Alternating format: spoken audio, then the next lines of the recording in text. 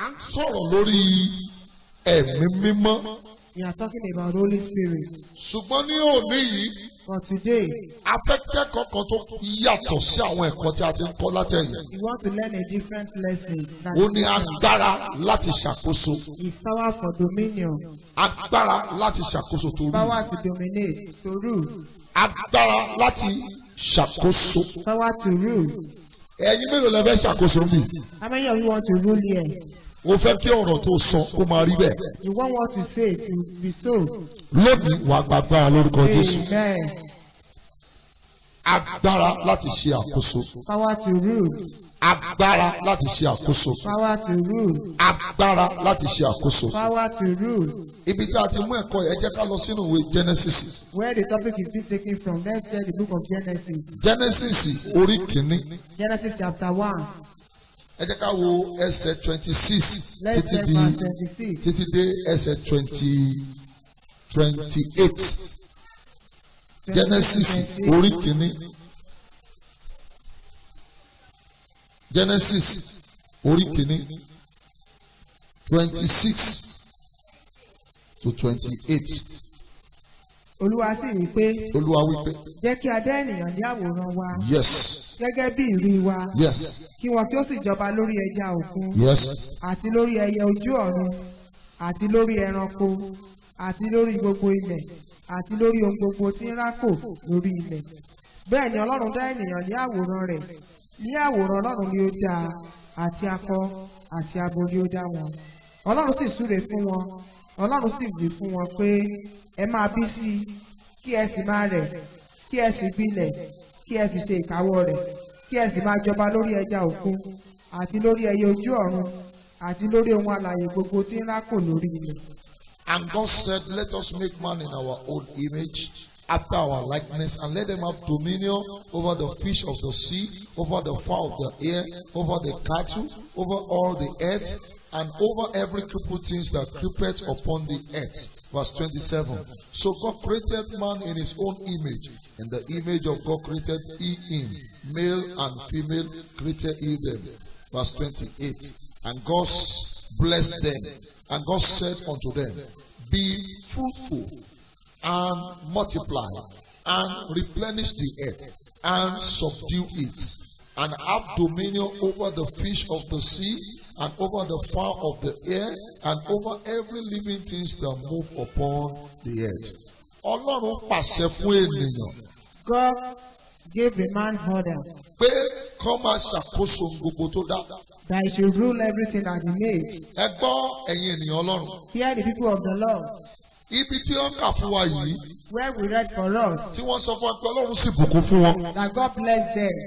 Ìbùkún tí Ọlọ́run bùkún wọn bẹ̀ yẹn ni pé Ọlọ́run fún wọn ní agbára. The blessing that God gave to them is God empowered them. Ọlọ́run fún wọn ní agbára. God empowered them. Láti máa ṣàkóso. To rule. Agbára láti máa ṣàkóso lórí ilẹ̀. Power to rule the land. Lórí omi. The water. Lójú òfurufú. Even the sky. Ọlọ́run fún ènìyàn ní agbára ní ìgbà tó ṣẹ̀dá rẹ̀. God gave woman power when he made them. Agbára tí Ọlọ́run fún ènìyàn yìí. The power that God gives man. Òun lé ènìyàn fi ń so gbogbo lórí ilẹ̀. Is what they used to do everything on the land. Ẹ gbọ́ ẹ̀yin ènìyàn Ọlọ́run. People of the Lord. Ẹ gbọ́ ẹ̀yin ènìyàn Ọlọ́run. People of the Lord, hear me. Àwọn ẹranko tí ẹ rí yẹn. Those animals that you see. Ọlọ́run fún àwọn náà ní agbára. God give them power also. Tí ẹ bá wo ìwé Genesis yẹn. You look at the book of Genesis. Ẹ rí i pé Ọlọ́run fún àwọn ènìyàn àwọn ẹranko ní agbára láti máa bí sí àti láti máa rẹ̀ You sí. see that God gave the animal power to replenish. Tẹ́ bá wo and àwọn reproduce. ẹranko ẹ rí i pé àwọn ò ní wàhálà láti ṣàkóso gbogbo tí Ọlọ́run fún ọ lákòóso They don't láìsí. have problem to rule over everything that God gave them power to rule. Tẹ́ bá wo adìyẹ ẹjọ́ ìjà adìyẹ ti wá bá yín sọ̀rọ̀ pé ìyàn mú àwọn adìyẹ kan wá ṣe mítìn pé ìyàn mú àwọn òró jẹjẹ. Did the fowl tell you that they are in famine? They cannot be able to feed themselves. Ọjọ́ wo lẹ gbọ́ pé ẹja tó wà nínú ibú ó wá ń sọ pé ẹjọ́ ẹ̀yin ènìyàn ìyàn mú wa nísàlẹ̀ ilẹ̀ bí àrùn jẹjẹ o. When did the fish tell you that they are in famine, that they are not able to Àwọn feed? ẹyẹ tó wà lójú òfurufú. Even the bird in the sky. Àwọn ọmọ tó wà lójú òfurufú. The bird in the sky. Ọjọ́ wo lẹ rí kí wọ́n wá sọ pé ẹjọ́ o. When did they tell you that please, Ààrin oúnjẹ jẹ. we are not able to feed?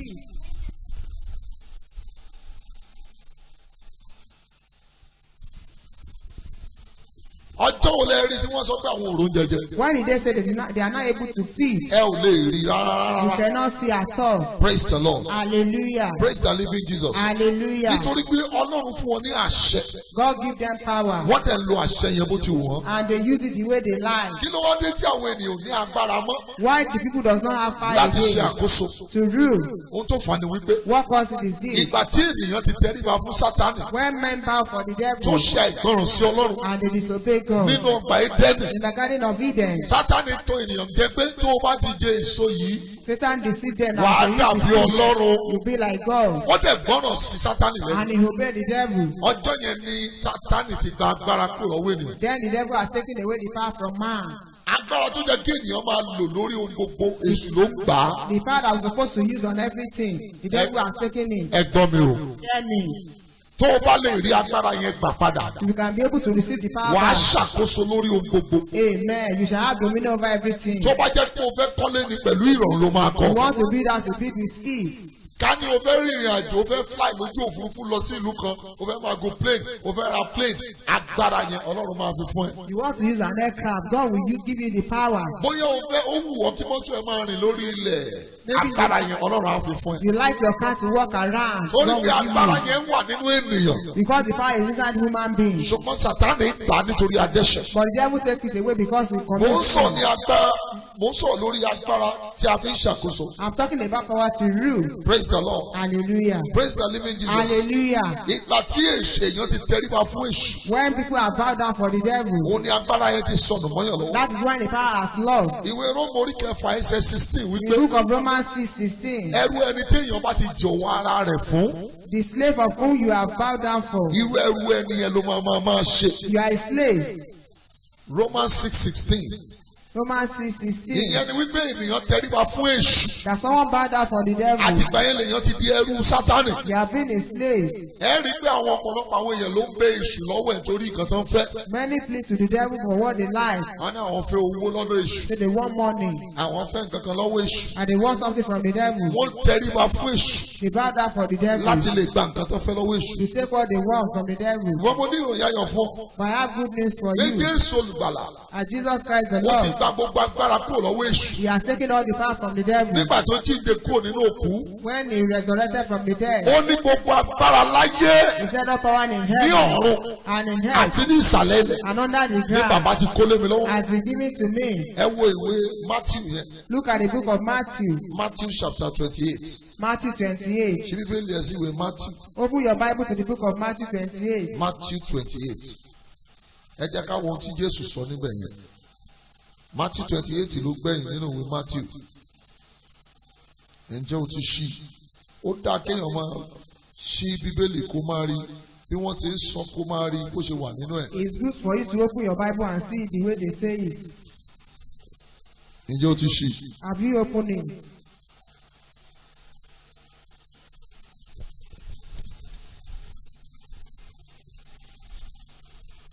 ẹ jẹ́ ká wo ẹsẹ̀ 18. Verse 18. Yes. Jésù sì wá, ó sì wá. ó sì sọ fún wọn ẹ wípé ó wí pé gbogbo agbára ní ọ̀run àti ilé ayé, gbogbo agbára kí ló pé ní ọ̀run gbogbo agbára ní ọ̀run. àti ilé ayé Yes. lè a fi fún mi. ẹ ṣe gbogbo agbára ní ayé All power in heaven àti gbogbo agbára ní ọ̀run and in earth ni a ti fi fún mi. has been given to me. ó ti gba gbogbo agbára kúrò lọ́wọ́ èṣù. He has taken away the power from the devil. ó ti gba gbogbo agbára kúrò lọ́wọ́ àwọn He ọ̀tá. has taken the power from the ó enemy. ti gba agbára kúrò lọ́wọ́ aṣebi He ènìyàn. has taken the power from the wicked gbogbo one. agbára bẹ lọ́wọ́ Jésù. All power belong to Jesus. so agbára láti máa ṣàkóso lórí omi ọwọ́ Jésù ló wà. Power to rule over water is in the hand of Jésù Jesus. fi hàn nígbà tó rìn lórí omi. Jesus shows it when he was walking on the sea. nígbà tó sọ fún Pétérù pé lọ pọ ẹja wá fún mi. When he told Peter, go and catch fish mú for owó me. jáde lẹ́nu ATM ẹja yẹn. Take money from the ATM. ó sọ fún Pétérù wọn ní ẹsẹ̀ ààrẹ ẹja pa ń bì He yìí. told Peter, we did not see fish here. Jésù ní ju àwọn ẹ síbẹ̀ wàá rí Jesus said, ẹja. throw down your net, there will be lórí fish. èmi ní àṣẹ lórí omi. I have authority over fish. nígbà tó kí àwọn rẹ̀ sùn. When he threw down his net, Bíbélì pé wọ́n kó ẹja ọ̀pọ̀lọpọ̀. the Bible said they pack fishes. ẹ wo Jésù olùgbàlà ní àṣẹ lórí afẹ́fẹ́. Jesus have authority over the wind. nígbà tó fẹ́ gòkèrè ọ̀run. When he wants to ascend to the Bíbélì sọ pé heaven, afẹ́fẹ́ gbé e lọ. that the breeze carried him up. Ó lọ bí ìgbà tí èèyàn bá gun afẹ́fẹ́ bẹ́ẹ̀ He ló ṣe went lọ. as if someone went to the Torí staircase gbogbo agbára lórí afẹ́fẹ́ ń bẹ lọ́wọ́ ẹ̀. because he has power over the Ó lọ air. sí ìsàlẹ̀ ilẹ̀. He went down the ground. Ó gba agbára kúrò lọ́wọ́ ikú tó máa ń pààyàn nínú ìsàlẹ̀ He ilẹ̀. took power from the dead.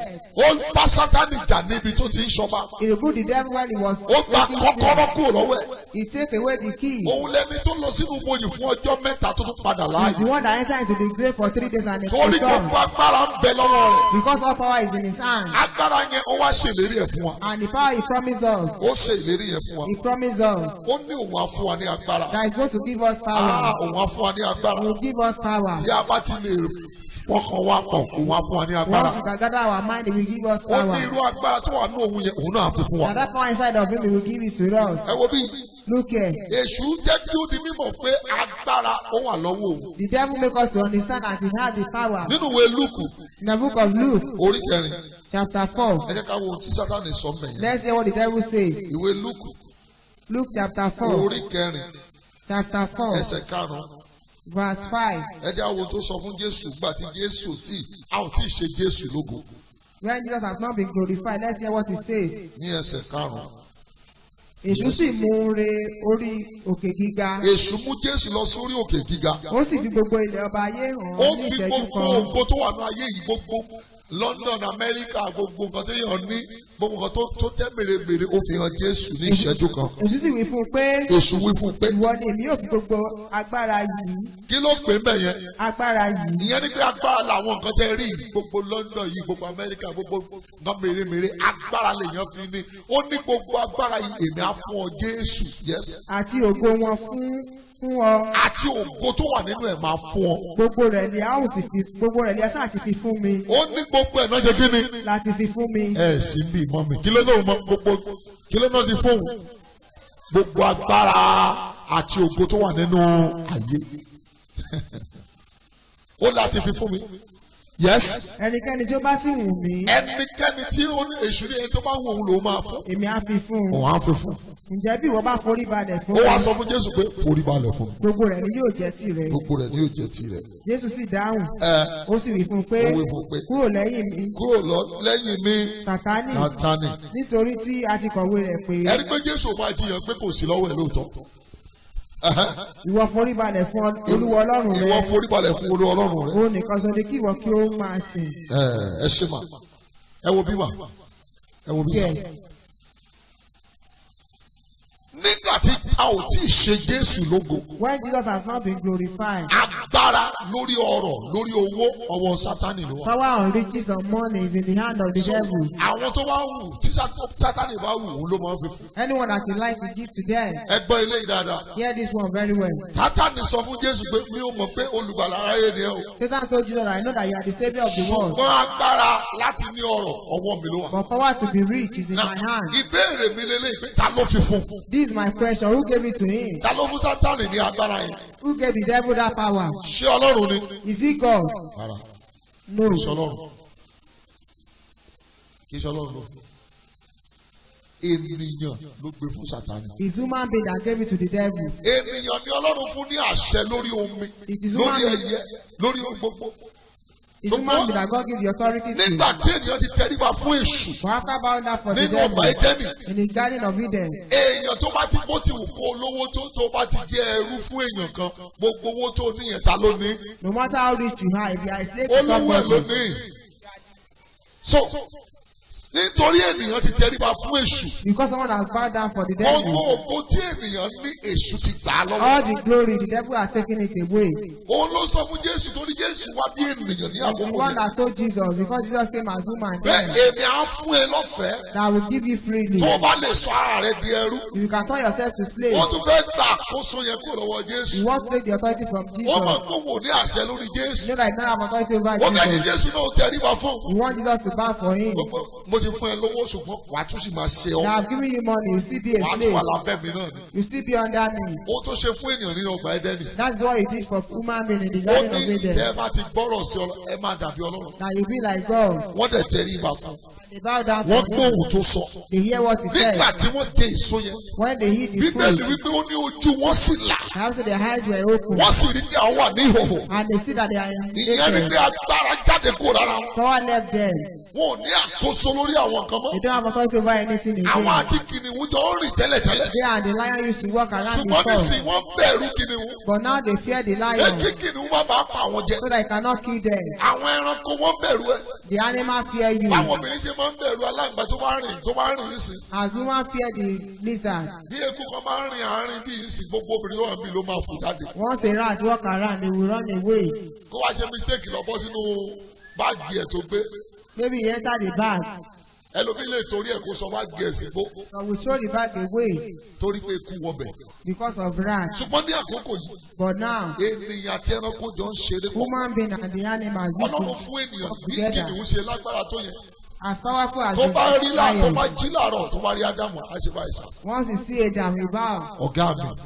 My master. torí Ọlọ́run fún ní àṣẹ lórí ẹ̀. Because God gave him authority over it. agbára kan ló jẹ́ kí ẹ̀gbẹ́ yìí rí bẹ́ẹ̀. It's one part that make it to be so. ìgbà tí Daniel tẹ̀sí agbára yìí. When Daniel tasted the power wọ́n jù sínú ihò kìnìún. that he was thrown in the garden of kìnìún rí Eden, Daniel ó sọ. den of lion. ó tẹríba fún. The lion saw him and ó ní mi bowed. ò lè jẹ èyí nítorí. Say, I cannot eat ọ̀gá you. mi lẹ̀ yìí jẹ́. You are my boss. nígbà tí àwọn ebéèrú mẹ́ta yẹn ní agbára yẹn. When the three Hebrew had the power, iná rí wọn iná ò lè pa wọn. the fire saw them, it cannot kill them. iná rí wọn iṣẹ́ ni iná rẹ́rìn sí wọn. The fire was just laughing. kódà aṣọ tí wọ́n wọ̀ iná ò jó. Even their cloth was not torí consumed. agbára yẹn tó wà nínú ìpìlẹ̀ ó wọnú ayé wọn. Because the power is inside of them. agbára yẹn la fẹ́ gbà lónìí. We want to receive the power today. ṣùgbọ́n agbára yẹn Ọlọ́run ti kó sínú ẹ̀mí mímọ́. God has given it to the Holy Spirit. torí ẹ̀mí mímọ́ ni agbára Ọlọ́run. Holy Spirit is the power of God. agbára Ọlọ́run wà nínú ẹ̀mí mímọ́. Power of God is inside of the Holy Spirit. nígbà tí Ọlọ́run mí sí ènìyàn. When God breathed into man, ní àṣẹ láti ṣàkóso wọnú ènìyàn. He gave them authority to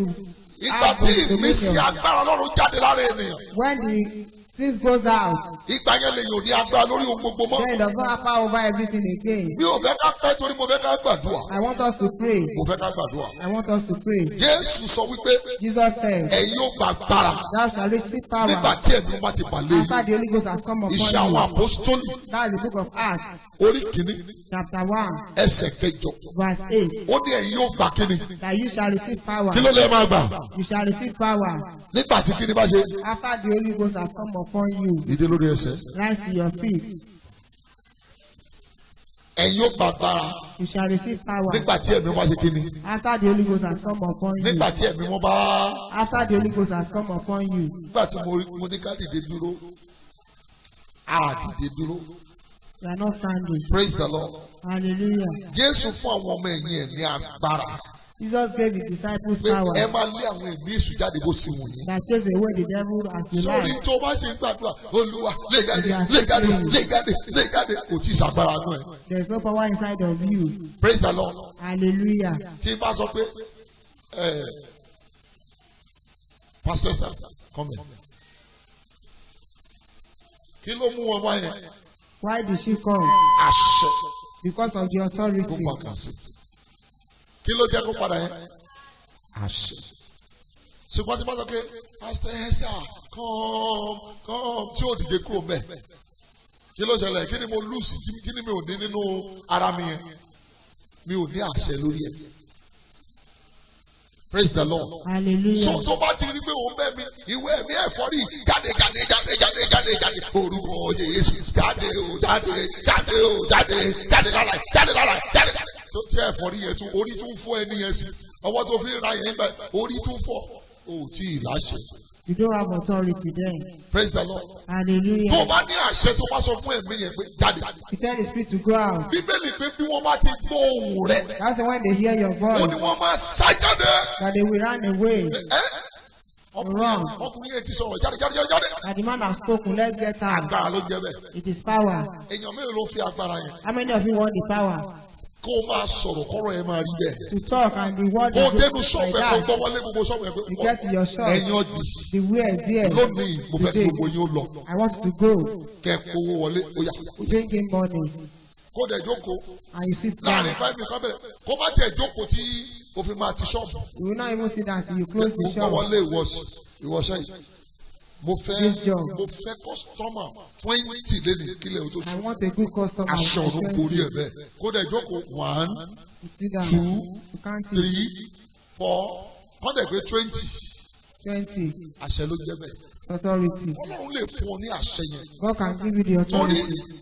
ìbẹ̀rẹ̀ pẹpẹ gan ó ti wà nínú ènìyàn. In the beginning is inside of ṣùgbọ́n ó man. sọnù nítorí Ádámù dẹ́ṣẹ̀. But it lost because of Adam committed Jésù sin. wá ṣèlérí fún wa pé tí ẹ bá ti ronú pìwàdà. Jesus said when you repent, Ìlérí Ọlọ́run ni láti fi agbára yẹn fún ni. it's the promise of Father to give you the power. Ẹ wo bí ìsà Look here.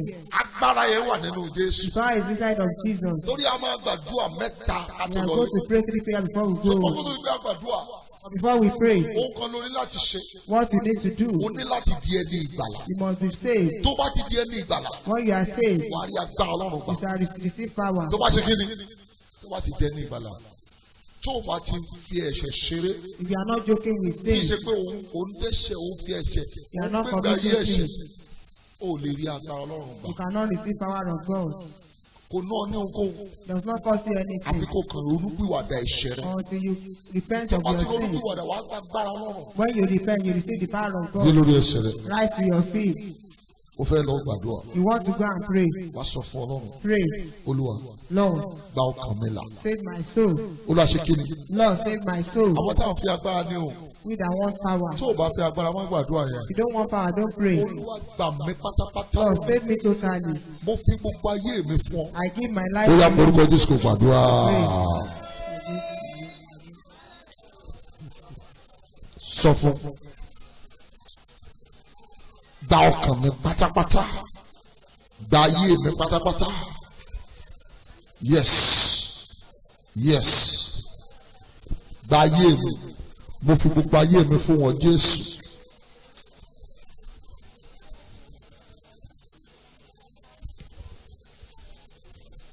Mo fi gbogbo rẹ̀ fún wọn Jésù. Mo fi gbogbo rẹ̀ fún wọn Jésù. Mo fi gbogbo rẹ̀ fún wọn Jésù. Jésù Olúwa wa. Amen. Ìwọ tí ó mọ̀ pé ò tí ì ní Jésù bí. You that know you don't have Jesus Ó dẹ̀ here, fẹ́ ní Jésù nínú and you ìnáwó want to have ẹ̀sùn kí. Jesus inside of you, raise up your hand. God bless you. Ó fẹ́ di ẹni tí a máa kọ orúkọ rẹ̀ sínú ìwé ìyè. You want your name to be written in the book God of bless you. life. 1, 2, 3, 4, 5. Náwó yẹn, àwọn ata náwó yẹn máa sọ pé olóyìn ẹ sọ pé Jésù gba ọkàn mi là. Say, Jesus, save my soul. Mi ò lè gbára mi là. I can't save myself. Jésù gba ọkàn mi là. Jesus, save my Mi soul. ò lè gbára mi là. I can't save myself. Jésù gba ọkàn mi là. Jesus, save my soul. Mi ò lè gbára mi là. I can't save myself. Sọ̀rọ̀ yẹn. Say it. Tó bá ti sọ máa sọ pé olóyìn tẹ̀lé mi báyìí. Sọ pé mo jẹ́wọ́ Jésù gẹ́gẹ́ bí Olúwa Say, I confess Jesus as Lord àti olùgbàlà mi. and my Savior. Mo gbàgbọ́ I believe ó kú He died ó sì jíǹde and He kúrò resurrected nínú òkú from the dead láti sọ mí di ọmọ. to make me a child of Láti God. òní lọ, As from today, mo pinnu I pé decide màá máa tẹ̀lé ọ. that I'll follow you. Ran ìgbàgbọ́ mi lọ́wọ́. Help my faith. Àmín. Amen. Mo gbàdúrà fún ọ láti òní lọ orí ọ̀fẹ́ láti máa tẹ̀síwájú Olúwa kó fi fún ọ. Amen. Jésù Olúwa wa. Amen. Amen. Àwa wo la fẹ́ gbàgbára Ọlọ́run? How many of us want the power of God? Tó o bá fẹ́ gbàgbára máa bọ̀ ń tàbí. You want power, come outside. Láàárín 5 minutes péré Within 5 minutes tó kù fún wa yìí. that remain Mo for kàn fẹ́ us. kẹ́ fún mi ní 5 minutes péré. I want you to give me 5 minutes. Ó jẹ́ ká sórí ọ̀fẹ́ báyìí ṣùgbọ́n 5 minutes péré la fẹ́ Supposed to gbàgbára. share the grace now, but 5 minutes. Ṣùgbọ́n 5 minutes ẹ jẹ́ kó dàbí ìgbà tó jẹ́ pé a lo 10 hours ni. Let it be as if we spent 10 Ẹ hours. jẹ́ kígbe pẹ̀lú ìtara. Let's shout. Olúwa fún mi ní agbára láti ṣàkóso Lord, give me power to rule lórí ohun gbogbo. on everything. Agbára tí èèyàn fi kọ́lé pẹ̀lú ìrọ̀rùn. Power that makes someone to build house Agbára with tí peace. èèyàn fi ń ra ilẹ̀. Power that used to Agbára tí purchase èèyàn fi ń land. ra ọkọ̀. Agbára tí èèyàn fi ń ṣàkóso gbogbo. Power to have dominion. Olúwa fún mi ní agbára ẹ̀mí mímọ́. Give it to me, Holy Spirit. Agbára láti ṣàkóso. Power to rule. Ó yẹ wọnú ayé mi lọ. Ẹ porúkọ Jésù ẹ gbàdúrà. Yes. Agbára agbára agbára agbára agbára agbára wo béèrè fún agbára béèrè fún agbára béèrè fún agbára agbára láti ṣàkóso yes yes ẹ béèrè fún agbára ẹ béèrè fún agbára ẹ béèrè fún agbára ẹ béèrè fún agbára ẹ béèrè fún agbára ẹ béèrè fún agbára ask for power ask for power ask for power ask for power power to rule power to dominate power to take charge power power power power power power power power power agbára agbára agbára agbára agbára agbára agbára agbára Jésù Olúwa wa. Ẹ já bèrè agbára tó máa ń ṣí ilẹ̀kùn tí a ti tì. The father that opened the door that had been shut. Ẹ wo bí mo fẹ́ kẹ́yìn kan kọjá lọ sí ṣọ́ọ̀bù yín láti ọ̀la. I want some of you to go to your shop. Ẹ lọ sílẹ̀ pé mo ṣí ilẹ̀kùn fún ọjà yìí. Go there and say I open doors for where here. Ẹ̀yin wo lẹ máa ṣe bẹ́ẹ̀? How many of you will go there? Ẹ máa lọ sí ṣọ́ọ̀bù yín. Go to your shop. Ẹ máa lọ sọ̀rọ̀. Go and talk. Bóyá kò sí ọjà ń bẹ̀ mo pàṣẹ ọjà sínú ṣọ́ọ̀bù. Maybe there is no goods there. Say I command good. Ó dẹ̀ máa rí bẹ́ẹ̀. And if it's so. Wàá gbàdúrà. You are going to pray. Agbára tó máa ń ṣí ilẹ̀kùn tí a tì. The father that opened the door that had been shut. Ó yẹ ìwọ bí yìí ṣe ní ọ̀pọ̀lọpọ̀ nígbà tá à ń béèrè agbára a ò ní ìtara. Many of us does not have zeal when we are asking for power. Bíbélì gbẹ́ni tí òǹgbẹ́ bá ń gbẹ́ni kó wá gbàgbára. I'm saying that is thirsty, let him Wọ́n come. gbọ́dọ̀ kó gbẹ́ fún Ọlọ́run tó fi fún ẹ. You must be thirsty before God can give it to you. Agbára tí ń ṣí ilẹ̀kùn tí a tì. Power that open the doors that have been shut. Olúwa gbé wọ̀ mí lónìí. Give it to me. Ó yẹ kó lọ Jésù ẹ gbàdúrà. Yes, mo gbẹ fún agbára yẹn. Agbára tó ń ṣí ilẹ̀kùn tí a tì. Ó yẹ gbé wọ̀ mí. Agbára tó máa ṣí ilẹ̀kùn tí a tì. Ó yá ó yá ó yá gbé wọ̀ mí. Agbára tó ń ṣí ilẹ̀kùn tí a tì. Lórúkọ Jésù gbé wọ̀ mí. Agbára tó máa ṣí ilẹ̀kùn tí a tì. Ó yẹ gbé wọ̀ mí. Agbára tó ń ṣí ilẹ̀kùn tí a tì. Ó yá ó yá ó yá ó yá ó yá ó yá gbé wọ̀ mí. Ó yá gbé wọ̀ mí. Ó yá agbára tó máa ṣí ilẹ̀kùn tí a tì. Rékétò zendo korobo sakataba. Agbára tó ṣí ilẹ̀kùn tí a tì. Olúwa gbé wọ̀ mí. Agbára agbára agbára agbára agbára agbára tó ṣí ilẹ̀kùn tí a tì. Ó yá gbé wọ̀ mí o. Ó yá gbé wọ̀ mí o. Ó yá gbé wọ̀ mí o. Ó yá gbé wọ̀ mí o. Agbára tó ṣí ilẹ̀kùn tí a tì. Olúwa gbé wọ̀ mí. Olúwa gbé wọ̀ mí. Olúwa gbé wọ̀ mí. Olúwa gbé wọ̀ mí. Olúwa gbé wọ̀ mí. Olúwa gbé wọ̀ mí. Agbára tó ṣí ilẹ̀kùn. Agbára tó ṣí ilẹ̀kùn. Agbára tó ṣí ilẹ̀kùn. Jésù Olúwa wa. Mi ò fẹ́ kẹ́ ẹ máa yọ mí lẹ́nu mọ́. I don't want you to trouble me. Mo fẹ́ kẹ́yìn náà ò di alágbára. I want you to be powerful also. Ohun tí mo ń gbà. Òun náà ni mo sọ fún yín. You know I'm telling you. Ẹ sọ fún Ọlọ́run kó fẹ́ yín náà ní agbára. Tell God to empower you. Lórí ogun ìdílé yín. On your family problem. Ẹ wo bí wòlíì aláṣẹ ju wòlíì aríran lọ. Authoritative prophet is different from the one the seer. Ẹyẹ kan bá ní òun ríran tí ò rí solution fún ẹ ṣé wòlíì ni. If you see vision without solution, there is not prophet. Ṣùgbọ́n gbà tí nǹkan kan ṣẹlẹ̀ ó lálàá kan ní bóyá ó rí pé wọ́n fẹ́ pa ọ̀tá rẹ̀ ní Maybe he had dream that we want to kill you. Gbogbo èyí tí ẹ dẹ̀ mú ara yẹn mo pa yín lónìí. That you that bring it and kill them of you. And you hear that they are dead. Ìyẹn ló ń jẹ́ pé o lágbára. That is when you are powerful. Kì í ṣe pé àlá tí mo lálẹ́ léyìí kó dẹ̀ wá ṣẹlẹ̀ bẹ́ẹ̀. And maybe you say this is in my heart and it's Agbára not the kan nìyẹn past. fi máa ń yí àlá búburú dànù nínú ayé You ni. use one power to turn it away. Ẹ jẹ́ béèrè fún agbára yìí. Pray for power. Agbára tí èèyàn fi ń ṣàkóso. The power to have to rule. Ó yẹ wọnú mi lọ láàárọ̀ yìí. Ẹ kọ́rọ̀ Jésù gbàdúrà. Jésù. Yes. Agbára tí a fi ń ṣàkóso. Wọnú mi láàárọ̀. Wọnú mi lọ. Wọnú mi láàárọ̀. Mo fẹ́ fún agbára yẹn. Rékétété ṣàkàyà bàbá. Wọnú mi lọ. Agbára. Yes, yes, yes, yes, yes, yes, yes, yes, yes. Agbára, agbára, agbára, agbára, agbára, agbára, agbára, agbára. Wọnú ayé mi wá. Yes, Wọnú ayé mi wá. yes, Wọnú ayé mi wá. yes. Agbára tí ènìyàn fi ṣe àkóso. Ó yá wọnú mi wá. Jésù Olúwa wa. Amen. 1 minute yìí kọrin yìí. Agbára o, agbára o, agbára Jésù wọnú mi lọ. Agbára o, agbára o. Yes, agbára Jésù wọnú mi lọ. Agbára o, agbára o, agbára Jésù wọnú mi lọ. Agbára o. Yes, Agbára o. Oya, oya, oya, oya, oya, oya, oya. Agbára o, agbára o, agbára Jésù wọnú mi lọ. Agbára o, agbára o, agbára Jésù wọnú mi lọ. Ọwọ́dà agbára Jésù wọnú mi lọ. Agbára Jésù wọnú mi lọ. Sọ pé wọnú mi, ó yá wọnú mi. Sọ̀rọ̀ agbára, agbára, agbára, agbára, agbára, agbára, agbára ẹ̀mí mímọ́. Óyá, óyá, óyá, óyá, óyá, óyá, óyá. Béèrè fún agbára. Agbára ẹ̀mí mímọ́. Agbára lórí oṣó. Agbára lórí àjẹ́. Agbára lórí ọ̀tá. Agbára o. Agbára o. Agbára o. Agbára o. Agbára o. Agbára o. Agbára o. Óyá, tí ọkàn rẹ gba yá màmá yìí. Agbára. Agbára. Agbára. Óyá, óyá, óyá, óyá, óyá, óyá, óyá, óyá. Agbára. Agbára. Agbára. Agbára. Agbára. Agbára. Agbára. Agbára. Óyá, múra, múra, múra, múra, múra, múra, múra, múra. Agbára o. Yes, yes, yes, yes, yes, yes, yes, yes, yes, yes. Agbára o. Agbára o. Agbára o. Agbára o. Agbára o. Agbára o. Agbára o. Agbára o. Agbára o. Sọ̀rọ̀. Agbára. Agbára. Agbára. Agbára. Bẹ̀rẹ̀ lẹ́ẹ̀kan yìí. Ask again. Olúwa gbé agbára rẹ wọ̀ mí. Lord empower me. Agbára ẹ̀mí mímọ́. Holy Ghost. Wọnú ayé mi lọ. Enter into me. Ó yẹ kó lọ Jésù ẹ̀ bàbá. Ní orúkọ Jésù. Ní orúkọ Jésù agbára ẹ̀mí mímọ́ o. Agbára. Ó yá wọnú mi. Agbára. Agbára ẹ̀mí mímọ́. Wọnú ayé mi lọ. Wọnú ayé mi lọ. Agbára ẹ̀mí mímọ́. Agbára ẹ̀mí mímọ́. Ó yá wọnú mi wá. Ó yá wọnú mi wá. Ó yá wọnú mi wá. Agbára ẹ̀mí mímọ́. Bèrè fún agbára. Wọnú ayé mi. Bèrè fún agbára. Wọnú ayé mi. Bèrè fún agbára. Wọnú ayé mi. Bèrè fún agbára. Wọnú ayé mi. Bèrè fún Wọnú agbára. ayé mi. Agbára ẹ̀mí mímọ́. Ó yá wọnú mi. Ó yá wọnú mi. Ó yá wọnú mi. Ó yá wọnú mi. Jésù Ó yá wọnú mi.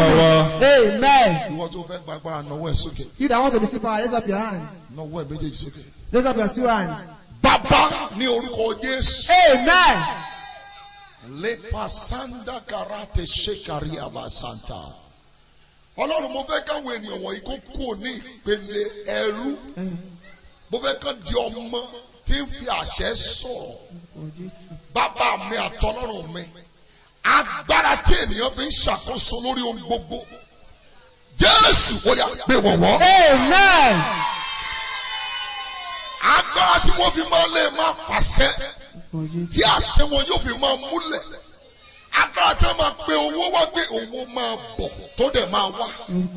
Agbára tí wọ́n máa ń ta tó máa gbé wọlé ọjà tó jáde máa ta. Agbára tí wọ́n máa sọ pé gbogbo nǹkan kó yí padà tó dẹ̀ máa yí padà. Agbára yẹn lónìí ó yẹ gbà lórúkọ Jésù. Agbára tí èèyàn fi ń sọ̀rọ̀ tó rí bẹ́ẹ̀.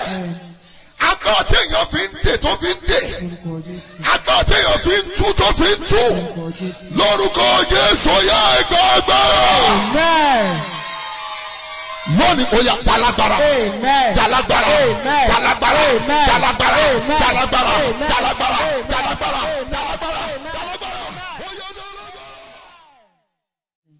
À ń sọ̀rọ̀ lórí ẹ̀mí mímọ́.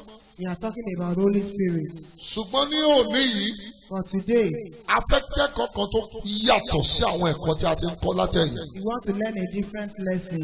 Ó ní agbára láti ṣàkóso. His power for dominion. Agbára láti ṣàkóso tó rú. Power to dominate, to rule. Agbára láti ṣàkóso. Power to rule. Ẹ̀yin mélòó lẹ fẹ́ ṣàkóso bí? How many of you want to rule here? O fẹ́ kí ọ̀rọ̀ tó sọ kó máa rí bẹ́ẹ̀. You want what to say to be so. Lónìí wàá gbàgbára lórúkọ Jésù. Amen. Agbára láti ṣe àkóso. Power to rule.